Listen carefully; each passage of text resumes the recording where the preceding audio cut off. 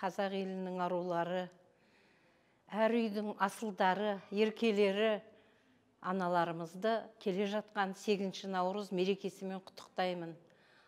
Ана деген әр шаңырақ үшін, әр бала үшін ұйытқы мен берекенің, байлықтың басы деп ойлаймын. Анасы бар үйде үнемі шамшырақ жанып тұрады деп айтады атам қазақ.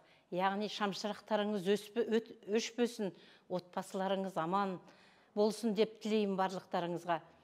Жұмақ ананың табанының астында дейді ғой қазағымыз. Әр үйдің жұмағы сол анасының табанының астында боп, жарқырап, жайнап жүре беріңіздер. Келе жатқан мерекелеріңіз тағы да құтты болсын деймін. Әр шаңырақта мереке, бақыт, қуаныш болу үшін біздің еліміз, сүйікті Қазақстанымыз, отанымыз аман болуы керек деп ойлаймын. Сондықтан мына егемен еліміз, жаңа қадам басып жатқан ел, жаңалыққа қадам басып жатқан еліміз әр кезде аман болсын. Елдің ішінде де халықтың береке бірлігі, татулығы мәңгі жасасын.